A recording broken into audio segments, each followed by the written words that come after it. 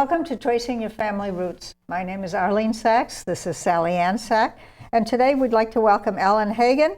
She's currently the program coordinator with the International Archival Programs Division at the United States Holocaust Memorial Museum. That's certainly a long title. And Vadim is also with And Vadim is the senior project director of the same place, rather than saying the Holocaust, shorten it for Holocaust Museum. And both of them are here today to talk about their many new items that they've gathered, and particularly we want to talk to Ellen a little bit more about some of the places that you've gathered, and it's mostly post-Holocaust materials? Mostly, but of course before the war as well. But the countries that you deal with are which countries? So Australia, Great Britain, I'm currently working in Denmark, and then we've done smaller projects with South Africa, the South African Jewish Board of Deputies, National Archives of Ireland, and even Malta. We have a small collection from there. So. When as I said in our other show, you and Vadim wrote an article about what's been going on for Avotenu, for which I'm very grateful. And the person who was in charge, there is a project also in Argentina. Yeah. And that person had just left Washington for Argentina. Exactly, and you were kind enough to fill in some information about that. So if you remember, I'd love to bring that in as well. Sure. Well, yes, my colleague does deal with Argentina, and he did just travel there. But yeah, we certainly have projects in the National Archives of Argentina, as well as Fundación Evo, so records of the Jewish community, and as well as government records relating to immigration and refugees and restitution issues such as that. You're dealing mainly with the years from, let's say, 1918 or so. 1918. 1918, right after World War I to the mid-60s or so? Usually, it usually depends. I mean, certainly in the countries where I'm working, we're not really going as far back. We're looking more at the 30s. And then, of course, in the post-war period as well, we are looking at records relating to displaced persons and restitution, reparations, and then records of the survivors, so their personal papers and testimonies. Tell us, in the places where you've been working, what's the condition of the records generally? Sure. Usually they're pretty good. Certainly in the National Archives, definitely in Great Britain, the records are very well kept. The records of the Jewish communities, they're kept in private archives. And the National Archives are excellent. In Australia, usually pretty good, but the records we've been working with is Jewish Care. And this is the Today organization of the organization that assisted Jewish refugees to Australia, the Australian Jewish Welfare and Relief Society. And these were not very well kept. They were basically just kept in storage boxes, in proper conditions. Nobody really knew about them. How'd you find them? Through a Jewish genealogist, Lionel Sharp in Melbourne, who's been a very good friend to our museum. He let us know about these collections. And so with Jewish Care, we digitized about 12,000 case files of Jewish refugees to Australia. Now these are only in the post-war period from about 1946 to 54. What are the privacy restrictions? Well, they're not put on the web, but they are accessible to researchers to come look at them. So they are accessible at the museum. Okay, so Jewish Care is like what, the Jewish Federation in the United States? They're Jewish welfare organization. Yes. Okay, what I'm curious about is, I'm so glad to know that a genealogist helped you, and Lionel is terrific. He is terrific, yeah. But when you first set out to learn about Australia, how did you end up with how did you know to go to Lionel? He actually contacted us. We had sent out inquiries, we talked to the National Archives, we talked to the Jewish museums, and somehow he found his way to us and told us about this collection. He has also done a number of databases based on these records. So they have information about Jewish arrivals to Australia based on shipping lists that they have, based on these case files. And also we have about 3,000 registration cards of Jewish arrivals to Australia. So he's put together all of this information because he's also answering requests for individuals looking for information about refugees to Australia. So. Well, I think I told you before the show, when I was in Melbourne the first time, I was told that per capita, Melbourne has the largest Jewish Holocaust survivor population of any city in the world after New York City. Yeah. It's incredible. They didn't do much before, but they did after. They weren't. Yeah, Jews were not absolutely. very welcome in Australia before the war. Right, and I mean, you know, there were about 25,000 Jews, I think, before the war, and so with the Jewish refugees who came to Australia, I think the total was about 25,000. So they effectively doubled the Jewish community, and right now, like in Melbourne, it's a very close-knit survivor community as well. So. And active, where they're And very active, yeah. writing their memoirs. The survivors, they're very detailed. Yeah. So the material in those case files, what kind of information is in a case file? Sure. I mean, there are naturalization applications, correspondence between HIAS and the joint, as well as documentation from the immigration department. So, and also within these case files, there are family search files as well. So information about people looking for family after the war. Oh, and those, when I looked at the the International Tracing Service documents, which correspond, they often said who the father was and who the mother was and where they lived. You got absolutely. a nice little bit of genealogical There's a lot of information, and certainly in these databases that takes them back to Europe. Absolutely, and their place of origin, date of birth, family, and then when they came to Australia, you know, how they got there, when they arrived, and then where they went after, where they lived. So You mentioned a word, joint. And you want to define that one, because I don't think the Joint Distribution Committee. So they and then they were an organization that went into Europe and helped the Jews. and was very active in assisting Jewish refugees in Australia. I just wanted to clarify. You know, that one of the not questions everybody I have, some of the people who are Jews that live in Australia were not from Europe. They were actually from Muslim Arab countries. Would they also have case files in this? They should be, yeah. If they went through the Australian Jewish Welfare and Relief Society. Okay, so when you acquire this material, do you sort out who's from? Do you take everything that's in there, or do you make this? We took it based on the time period, so from 1946 to 54. But the database, they have 20,000 case files. So this does go later in the post-war period, and certainly refugees from Hungary, you know, and other countries as well. So they have information on everyone who came. That's phenomenal. Yeah. Now, that's Melbourne. What about Sydney? Sydney, we are also working with Jewish Care. They have the same type of records, their case files of Jewish refugees to Australia, and the same situation. They're not very well kept. They're kind of just kept in boxes. They've got a great dedicated set of volunteers who are going through these collections and making databases based on, you know, their personal information. And we do have the databases at the museum, and we're hoping that we'll be able to digitize these files hopefully this summer.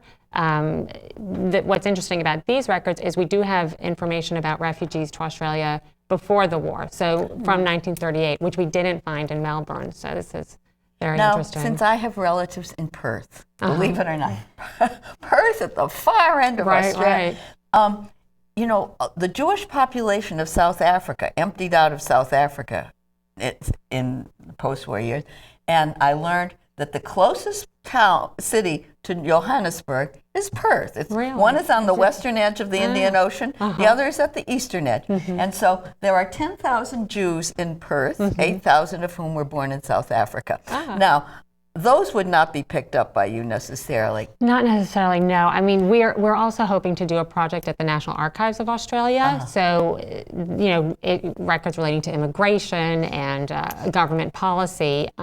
So hopefully we'll be able to get some of these records. And this covers, you know, all of Australia. But you can do name searches on the National Archives of Australia website. So you can search by last name, and they will pull up records relating to individuals. So, and they hold quite a bit of genealogical records. Very nice. Yeah, you know. They put a lot of things on the web that For personal information, not the actual documents, but you can find out information. So. But then I guess you could try to contact the person. I mean, once you found that they're there. Yeah, now, you said you had some relatives who went to South Africa. Is that? Yeah, well, they went just before the Holocaust. They went to South Africa.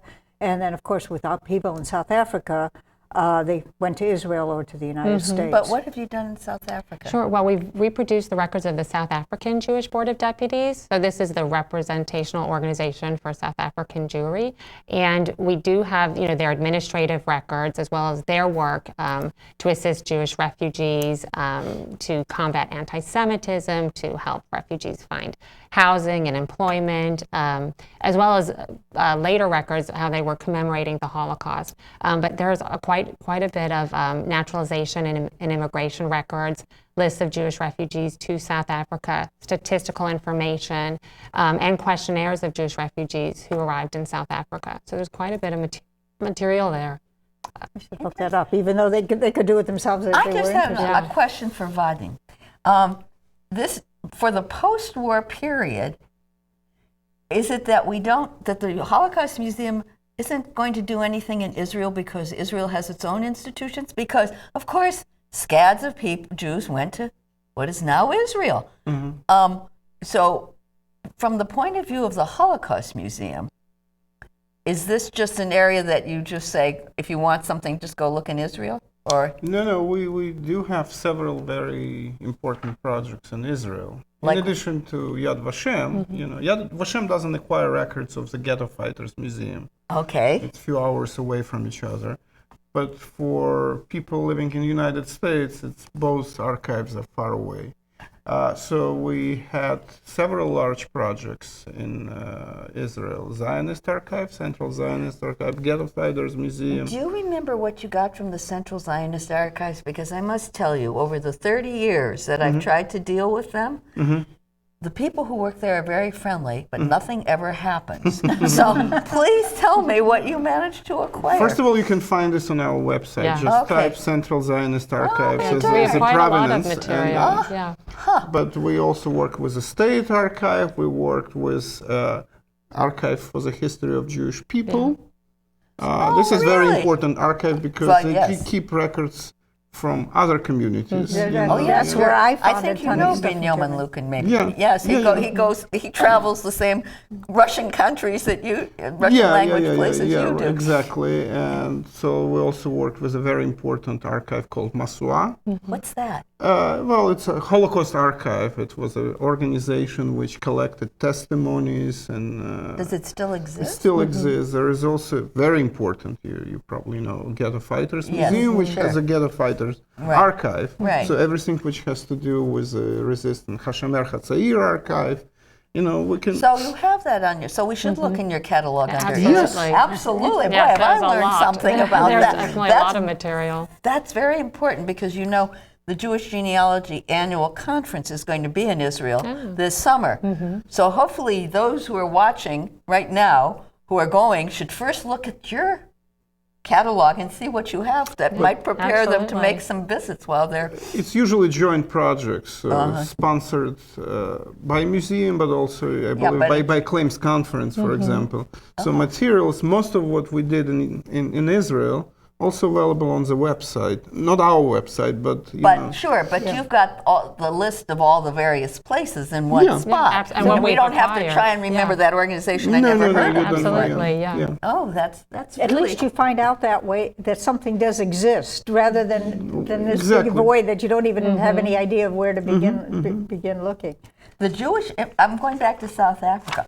The Jewish immigration officer at the Cape? What's a Jewish immigration officer? I assume he's the one who handled the immigration requests and approved Oh, you mean that a applications. separate Yeah. As they person came for in. the Jews? I guess for immigration to South Africa, yeah. I'll be darned. Well, it's just like people had to go through Ellis Island or Yes, something. but to they prove that- didn't separate the Jews in one file and the non-Jews in another file, as far as I know. Well, maybe it's something like HIAS. Oh, I maybe. imagine, That could be you know, something. Hebrew maybe Immigrant not Aid a, Society. maybe not a government Not a- official. yeah. Maybe it was Or something. somebody who is a liaison to the government. Yeah, and with the Jewish community. With the Jewish yeah. community. Oh, okay. I began to You can get. imagine people who arrive and they don't speak local yes. language, therefore you need somebody who will be able to. That one of the stories in my family is how my shulkins from Russia ended up Wolkin in South Africa because the shin in Cyrillic looks like a W. Yes. And so whoever took them in changed the spelling. Well, I mean, certainly by 1937, they were effectively cutting off immigration to South Africa. Oh, I didn't realize that. Okay, so then my ancestors must have come before. I mean, my relatives must have Probably come before yeah. then. Because they had an Aliens Act that they passed in 1937, so I think it effectively cut off immigration. Okay, yeah, I didn't. And was there never any asked them. was there any Jewish immigration after the war to South I think Africa? very few. I think maybe 1,000 or something, not a large I amount. know people from Rhodes, for example, from Greece, were immigrating to Africa and South Africa. Yes. People. Some had gone to the Belgian Congo to get out of Rhodes, I think, Right, and then they might have and gone you on. have Lithuanian Jews in DP camps, and if they had relatives in South Africa, some of them would end up there rather than in Palestine or Israel or United States. So. Oh, that's it. And then so what can you tell us about Argentina, even though it's not your primary area? Not as much, beyond, what, I certainly know we have a large operation at the Fundación Evo in reproducing Which is those that? records. This is Evo, It's a branch of Evo. Branch of Evo, yes. Which wasn't that what was bombed? Exactly. Yes, exactly. So they didn't destroy everything. No, and they're working with the Fundación to kind of inventory and preserve the records now. So. Well, now, if the museum does 1919 to the end of the 50s, there must have been Jewish immigration to Argentina before the war. Probably, yeah. Yes. Absolutely. Yes. So you will pick up those records Yeah, as well absolutely. as the post-war. Yeah, absolutely. And from the National Archives as well, so their immigration records. Ah. Well, I think there must have been a large German immigration there in general. Otherwise, the Nazis wouldn't have wanted to go there because they felt very comfortable. Well, it has to do with the leadership of the country, Peron, and who was very sympathetic. But Yes, I know my aunt got out And by my by sister's a- husband's family packed up everything in Belgium in boxes and sailed to Argentina in the late 30s. So I know. It was, after United States, it was a second largest, a major destination of Jews from Russian Empire, for example. Really? Well, More than you to, have more enormous- than to Yeah. Palestine. Yes, because, you have enormous amount of free land, and you have people like Baron Right. Hirsch and Yes, and exactly right. Rothschild, Yes. supporting immigration. Jewish colonies in Argentina. Yeah. Now, do you also, as far as you know, cover the other countries in South America? I mean, we've done some work in Chile, I think, and Paraguay, I think, but there are certainly large amounts of archival collections that are there, and hopefully we will be able to. In every country, get there. basically, from Yeah, Honduras absolutely. to How do you Brazil. decide where you're going? It's, like Vadim had mentioned, is a lot of based on our resources and time, and we covered the world, Do any of them ever I know you mentioned Lionel in Melbourne did, but other people contact you or the museums to Not share yet. information? Not yet, yeah, but because we're also working with the Source Archive, we're preserving these archival collections, and a lot of these institutions, they want to preserve the records, they want to digitize them, they want to make them accessible, so they're usually very eager to work with us, but I'm not sure that, maybe they just don't know about what we you do. mentioned Denmark. It's a small little country, so how did the Holocaust Museum decide to go to Denmark? Well, we realized we didn't have any archival collections from Denmark. And so we felt, this had to be corrected. It has an important chapter in the history of the Holocaust. And so I went to Denmark about 2 years ago and had great cooperation. We're starting projects at the National Archives. We've already received collections from the Jewish Museum, so testimonies of Holocaust survivors, as well as some of their personal papers. There are scrapbooks and photo albums of their escape to Sweden, so very interesting collection. And we're also hopefully talking to the Resistance Museum, so to copy some of their collections. What would the National Archives of Denmark have that you would want? Well, everything relating to the Danish occupation, the action against the Jews, the arrest of Jews to Theresienstadt. So everything relating to the escape of Jews. They wrote them at night cross. Yeah, they Right, escaped. Melbourne. Exactly. I was there, and they talked about how they hid them in the attics. Absolutely, and things like saved that. most of the Danish Jewish population. Yeah, So now, does the Holocaust Museum actually have collections from all the Western European countries? just about. I think. Yeah. I think we've worked pretty much everywhere. I don't know, maybe we don't have anything from Andorra or Yeah. Monte Carlo. But you have Greece, you have Yes, Florida. yes, Yeah, of course. We have absolutely. about 2 million pages now, maybe more by now from Greece. We worked everywhere in Europe. Certainly in Europe. Yeah. So where have you not worked that you would like to work? I New think Zealand? New Zealand, yeah. Turkey, I think Yeah, we are Turkey. Will they not let you into- allowed. No. We're not allowed to work. You know, you must talk to the Mormons about Turkey. 20 years ago, I was talking to the Mormons, and they said, any day now, any day now. And finally they said, it isn't going to happen. Really? No, there are a few places, in Central Asia, like Turkmenistan, places like Libya, Iran, Yeah, Iraq. Northern you Africa. know. Well, we're talking about possibilities. Well, Right, yeah. Who would talk about possibility working in Soviet Union? That's true. Yeah. Yes, maybe Belarus one day. Yes, maybe Belarus, but yeah, there are a few places where we Definitely. didn't work, Yeah. but it's much easier to tell us where we didn't work rather than we. Right, So, yeah, so absolutely. is there a place? Are there places coming that are new that are coming soon? Yeah, What- definitely Denmark. We definitely will be looking for more records in Sweden. Yeah, Ellen will absolutely. go there. Scandinavia, I think we have a lot more collections that are out there that we're starting to look into. So. What about the former Yugoslavia? Well, we have projects everywhere in former Yugoslavia except Kosovo, I think that's what, and Montenegro. These are two more small places which we didn't start yet.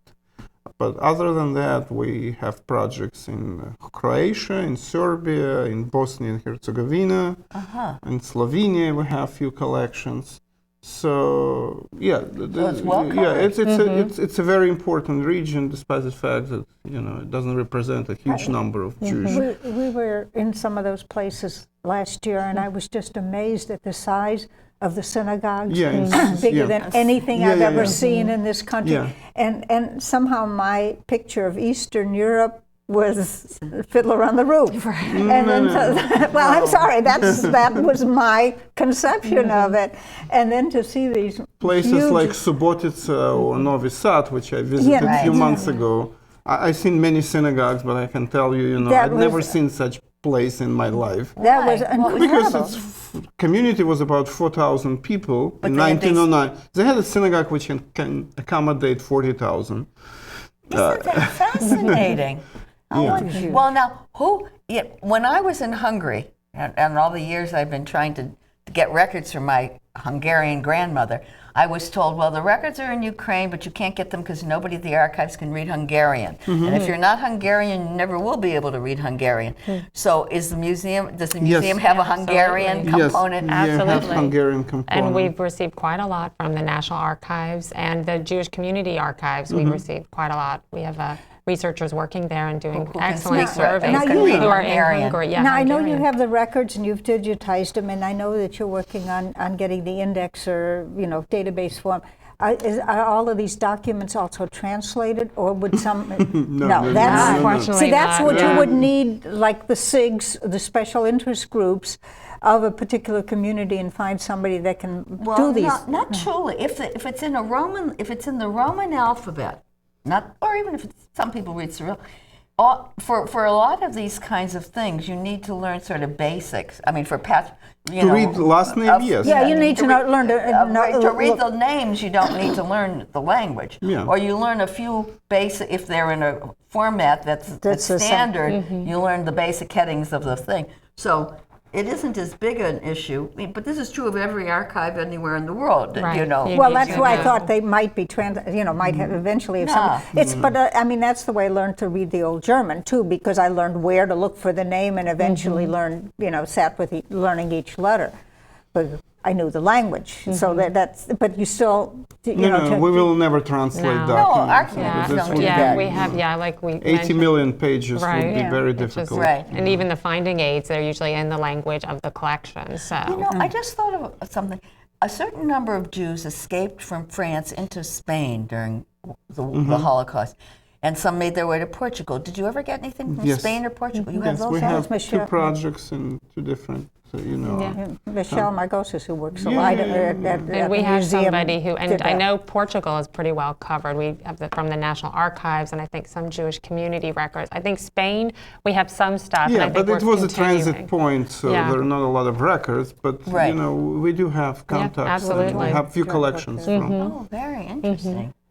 And so then, from what you're saying, if somebody watching says, gee, I wonder if they know about this collection, then you would be happy to have them inquire Absolutely. from you. Please let us know if there are collections out there that. Like as Lionel did in absolutely, Melbourne. yeah, definitely. We'd Yeah. be happy to hear from. So anybody that's anyone, watching out there please. that's someplace else, whether you've got a Do you private have- collection or whatever. You know, not a huge group, but a certain number of Jews went to Shanghai. Yes. Oh, a lot. We have those records. Yeah. You have those? From the Yeah, from Shanghai, Shanghai the Municipal Archive. Archives, yeah. Well, So list some names. the regular archives up in The National Archives. has all Yes. of the records and what the kids sang and who was in the community, and so you've shared it with the other part. Well, or would that be the they different- aware of the fact that what we have. We have several collections related to this particular group of people who went to Shanghai from the Archive for the History of Jewish People. Ah, We is have that where they- people who came. You have what it's called shipment. ship records. Yeah, Ship ship records lists, yeah. and landing records.